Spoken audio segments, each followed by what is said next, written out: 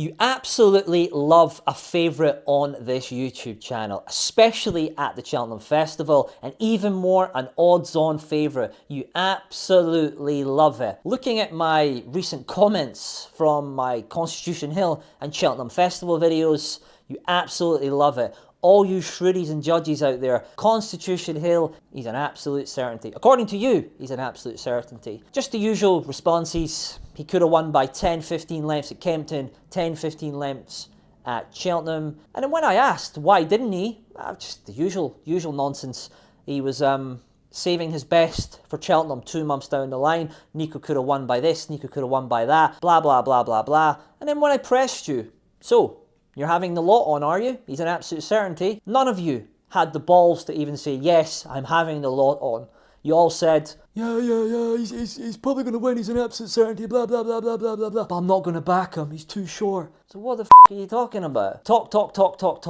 You don't even have any balls, you've got no minerals. It's all bullshit. So, what I thought I'd do in this video, right, is I'm going to dedicate this video to the Cheltenham Festival as a whole. And I'm going to give all you shrewities and judges some data, some facts, a reality check, some hard truths, and I know this could be hard for you to take, okay? Last 5 years at the Cheltenham Festival, how much profit would you have made from your shrewd judge strategy? Remember, you're a shrewdie and a judge. You're winning, maybe online, but not in reality. Shrewdie judge, okay? Last 5 years at the Cheltenham Festival, how much profit would you have made from backing favourites, okay? So let's get into it, right? And I think 5 years is a fair sample size, okay? It's not like someone would say, I fancy a 4 to 7 shot at the Cheltenham Festival, and if he wins, I'm an expert, you know. I know some people would do that. It's muggy. You know, a lot of you would probably do that, right? But it's not my game, you know. We need a sample size, you know. Let's start with 2024. How much profit would you have made from backing favourites? 2024, we're off to a great start. You're minus 11 points. That's a good start for a mug. 2023, same again, minus 11 points. You're still a mug. 2022, it gets slightly better, right? This is a good festival for a mug punter. Minus 5 points. But unfortunately, 2021, normal service resumed. You're down 15 points. So, shrewities, judges out there, what a strategy. You only lost, what? On average, 10 points profit every single year at the Cheltenham Festival. You may as well just go to the bathroom and flush the money down the toilet. Just keep doing it. You're never going to listen. Just keep doing it. Some great ones here as well. I guarantee all of you back this. Some great names here. I bring back some great memories for all you shrewities and judges out there. El Fabiolo, 2 to 9 favourite, pulled up. Remember that one? Shishkin, 5 to 6, pulled up. Chacun Pour Soi. Remember all the hype about that? 8 to 13, third, no good. Another great one, Defi Du Seuil, 2 to 5, fourth, unplaced. That sunk a lot of you mugs. And one of my personal favourites, Douvan, 2 to 9, seventh. How many mug punters got sunk by that? Let me get the violin out. All you shrewities and judges out there, you've all got Con Hill this year, haven't you? You're all winners. Sceaux, 4 to 6, second. Doesn't get any better. And last but not least, Annie Power fell at the last. It doesn't get any better for you. And I promise you, this year at the Cheltenham Festival, if you back like this, all this, it's not going to get any better for you. What's that favourite quote of mine's? Albert Einstein. Doing the same thing over and over and over and expecting different results is insanity, right? It doesn't matter how many videos I do on telling people not to back odds-on favourites, back shorties. You're not smart. You're not going to win. You're not going to win. It's like trying to get people to listen, change the mindset. It's very, very difficult, especially with gamblers. They just don't want to listen. Some of the comments on the Constitution Hill stuff especially, it's quite staggering. I've worked in the industry for 10 years. I've seen 10, 20, 30,000 betting accounts. None of these people are winning betting like this. And I'm telling you straight. I've got nothing to gain here. I'm telling you straight. And you know that you're not winning either. You know that you're losing. And I'm not trying to dig people out. I'm just saying, I'm just telling you the truth. Like, you are losing and you just need to change your strategy. That's it. There's no guarantees you're going to win, change your strategy, but you're going to consistently lose. You've got no chance if you keep going down this road. Yeah, like, if you've got an opinion, cool. But like, if you've not even got the balls to back a 4-7 shot after leaving snidey comments and trying to act like you're super smart by fancying a 4-7 chance, you're a mug. You're a mug. And even if Cornhill does win, it's not going to change your life. Like, you're going to be skint by the end of the day. You're going to be backing at Wolverhampton that night, backing fucking odds-on favourites. It's unfortunate, isn't it? Like, I don't do these videos to troll people or upset people. I'm just telling you straight up facts. Like, you're not going to win. Like, look at this. Like, you lose every single year with this strategy. I know a lot of punters have done their brains in already. They've got Sergino. He's gone, anti-post. Like, that's a mad thing as well. Nicky Henderson, like, of all the trainers to back an anti-post, like, why are you backing a trainer that's renowned for pulling his horses, wraps them up in cotton wool, doesn't want to run them, doesn't want to risk them, which is his prerogative, right? There's nothing wrong with what he's doing. But if you know that he's got a history of doing this, why are you taking a chance, especially in an anti-post market? It just doesn't make any sense to me. Like, Constitution Hill, he might not even run. This trainer has history. Obviously, I don't want anything bad to happen at Constitution Hill. I just don't think he's valued at the current price. And I know a lot of people are trying to come after me for this, but I don't think the form's that good from Kempton. I mean, Lossiemouth wasn't herself. She didn't go a yard.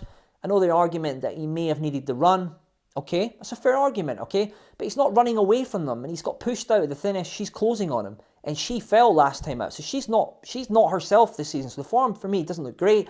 Unibet Hurdle, he beat Brentford Hope. He was keen, nearly fell at the last.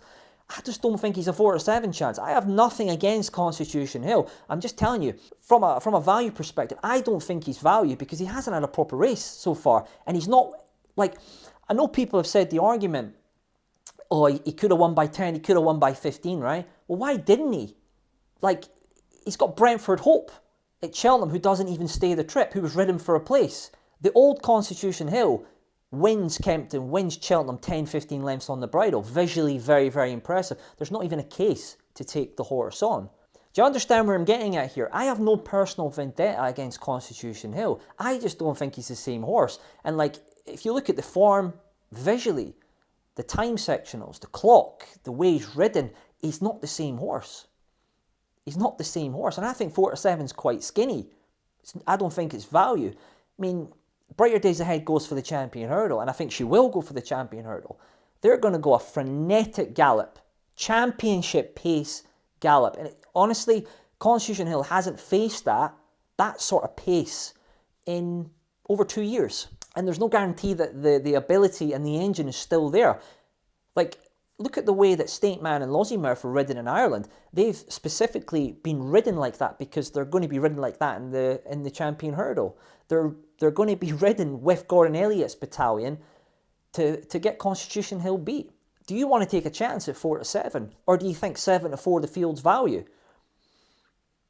I'd be on the 7-4 the field because you've got so many running for you and there's no guarantee that he's the same horse because the stats, the RPR, the time shows that. He's not produced anything near his Supreme Hurdle win or his Champion Hurdle win. Game's about value. I have no personal vendetta against Constitution Hill. I'm just looking for value, okay? And I'm not trying to upset people, okay? I'm just trying to give you the facts. Like, even the last 5 years, backing favourites, thinking like this, okay? You're not going to win. You're not going to win, all right? I want people to win, all right? I want people to win. You just need to think differently, okay? I've worked in the industry for so long. I've seen the winners and the losers, and there's not many winners, and none of them bet like your mug punter. Like this week, for example, right? Just talking about mindset and the way that I approach things, right? I don't back favourites, don't back odds on. So I'm backing bigger prices. Not all my horses are going to win, but they're value selections. They're value selections, big prices. Okay? So this week, for example, on Saturday, we had King of the Lakes trained by Jeremy Scott. People were on at 10-1, 9-1. He won by 26 lengths. He's absolutely bolted up in Wincanton in the first race. He's absolutely bolted up. And that was information. Like, you couldn't have backed that horse on form. And the trainer had the favourite in the race, Diesel Line. But we had the info. He's absolutely bolted up. Clients had it off. I got a ton of new clients last week who joined, and they're off to the perfect start. We've had a couple of near misses as well. We had Mullins Cross that run at Carlisle at 28-1. Just got beat for a length. Or for a place. Got beat half a length. Like that's the sort of things I do. I back big prices, you know. I will always take on odds-on backers and favourites. And then since then we've had Passenger on the Ship at 6-1 as well. Just finished second, just got beat. But yeah, again, even looking at that list, El Fabiolo, Shishkin, Chacun Pour Soi, Defi Du Seuil, Douvan, Sceaux, Annie Power, these are all serious animals, right? Top class animals. But the thing is, at Cheltenham, they're all trying. They're all trying. This isn't an Irish maiden hurdle where there's fucking 2 or 3 go in front, the rest are ridden for a place, or a Grade 1 in Ireland, or Grade 1 in the UK. There's only, the favourites only got 1 to beat.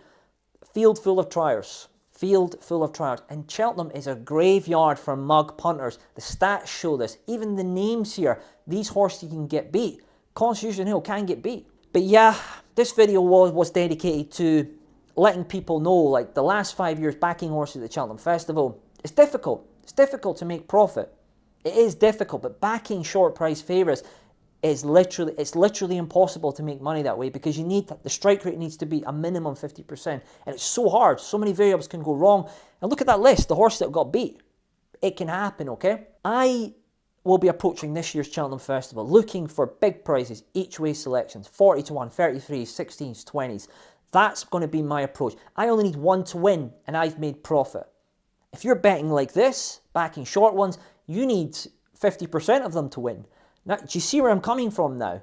You may have 10 bets, 1 win, and 9 losers, but you're still making 60% on your money, whereas you need 50% of these short ones to win, and it's very, very hard. It's very, very hard. But as I say, I've had a ton of new clients join my service this week.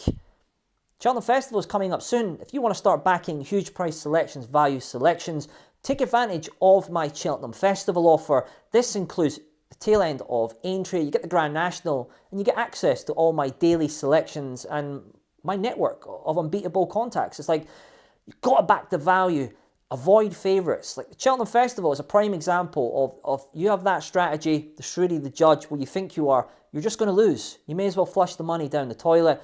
If you want to change, start backing value, make profit in this game. Make profit, change the mindset, change the strategy, right?